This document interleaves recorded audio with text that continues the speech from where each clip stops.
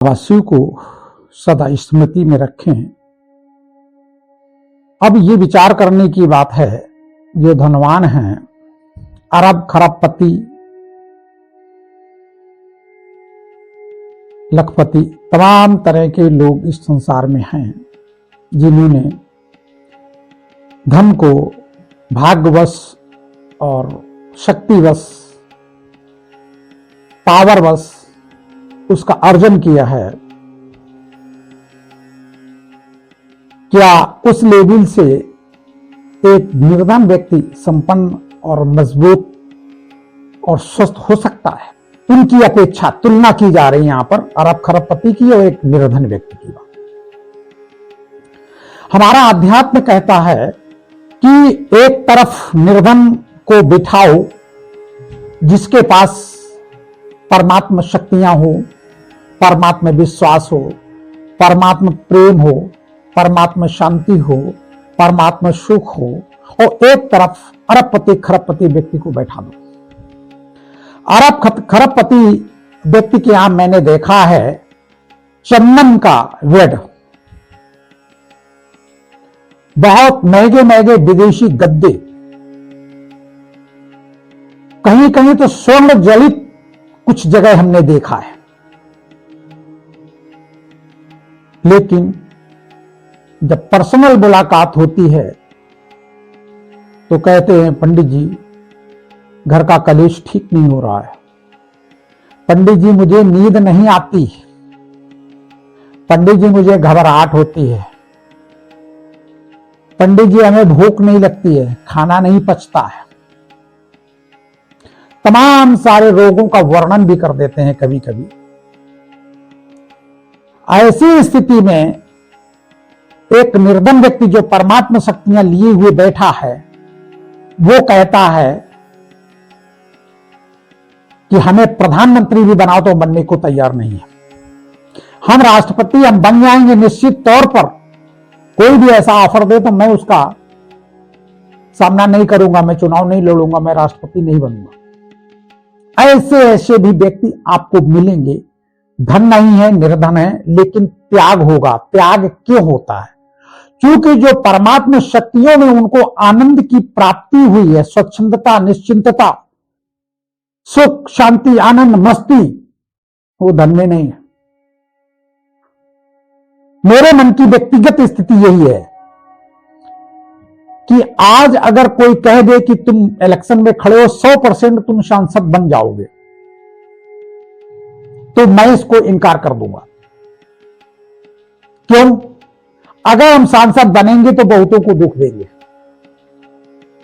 और हम जिस पद पोजीशन में होंगे उस हिसाब से पूरा अपने कर्तव्यों का निर्वहन नहीं कर पाएंगे। कहीं ना कहीं तमाम सारे अवरोध, व्यक्तिगत, पारिवारिक, प्रशासनिक आ जाएंगे कि अपने कर्तव्यों का निर्वहन हम पूरी तरह से नहीं कर पाएंगे तो पाप की श्रेणी में जाएंगे।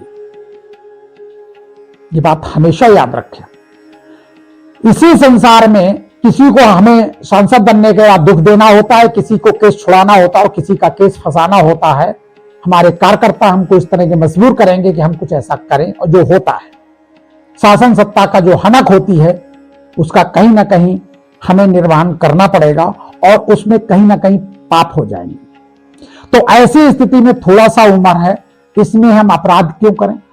हमें राजपाट लेने की क्या जरूरत है? परमात्मा की याद में बिना गनर के, बिना सुरक्षा गार्ड के परमात्मा छाया में जीते रहें, परमात्मा छत्र छाया में, ना काहू से दोस्ती, ना काहू से डर, और मस्ती से जीते रहें। तो ऐसी स्थिति में आप सदैव याद रखें, निर्धन व्यक्ति सदा सुखी होता है, और ऐसा व्यक्ति कभी भी सुसाइड अटेम्प्ट नहीं करेगा, ऐसा व्यक्ति कभी जोर से नहीं बोलेगा, ऐसा व्यक्ति अपने आप को सुधार करते करते अपने आप को मस्त बना लेगा।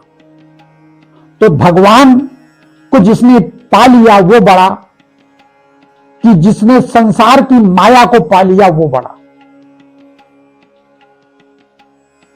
हम तो ये कहते हैं निर्धन सही, लेकिन भगवान हो मेरे पास, है मेरे पास, वो ज्यादा ठीक है। बहुत सुकून है, मस्ती, हर समस्या का समाधान परमपिता परमात्मा है। और इसका उदाहरण भी मैं दे रहा हूं कि जितने अरब खरबपति हैं वो ऋषि मुनियों के पास जाकर और सुख की याचना करते रहते, शांति की याचना करते रहते। अगर वो गरीब नहीं हैं तो जाते क्यों? ये खजाना तो लुट जाएगा, अरब खरबपति का खजाना तो लुट जाएगा, बर्बाद हो जाएगा, लेकिन परमात्मा खजाना कभी खाली नहीं होगा। परमात्मा खजाना की शक्तियां कभी भी खाली नहीं होंगी, ना खाली होने वाली है, ना चोरी जाएंगी, ना सरकार लूट पाएगी और न संसार लूट पाएगा। तो ऐसी स्थिति में निर्धन होना भाग्यशाली है, बशर्ते परमात्मा को साथ रखने वाला हो। धनवान होना दुर्भाग्यशाली है, जिसके पास परमात्मा नहीं है, परमात्मा शक्तियां नहीं, या परमात्मा को स्मृति करने का ज्ञान नहीं है, या परमात्मा की नियमावली विधि विधान में चलने की शक्तियां उसमें नहीं है। क्योंकि बड़ी व्यवस्था होगी तो विधि के विधान में चलना भी मुश्किल हो जाता है।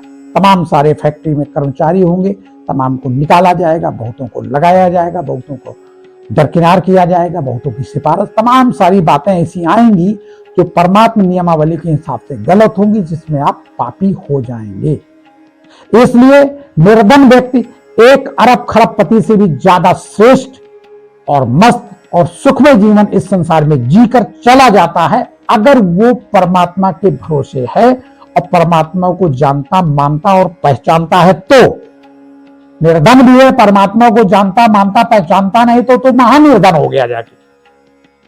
अरबपति भी तो निर्धन है, क्योंकि भगवान को नहीं जानते ना मानते, तो ऐसी स्थिति में वो तो महानिर्धन है। धन तो कहीं साथ नहीं देता। इस संसार में हवा चल रही, दुनिया गरीब आदमी सब सांस ले रहा है, धनवान आदमी का ऑक्सीजन लगाए हो, उसको एसी में नींद नहीं आ रही। तो ऐसी स्थिति में परमात्मा जिसको मिल जाए वो ज्यादा सुखी है। धन या निर्धन होने का कोई मतलब नहीं है। धन होगा तो उसकी व्यवस्था में लगे रहेंगे, उसमें समय खराब होगा और परमात्मा को हम याद नहीं कर पाएंगे। तो ज्यादा व्यवस्था समस्या का कारण है, और जितनी कम व्यवस्था होगी उतनी ही समस्या कम होगी। शिव बाबा को याद करें और आनंदित रहें। इस पॉइंट को याद रखें, जिसके पास भगवान है उसके पास सब कुछ है। बाबा शिव।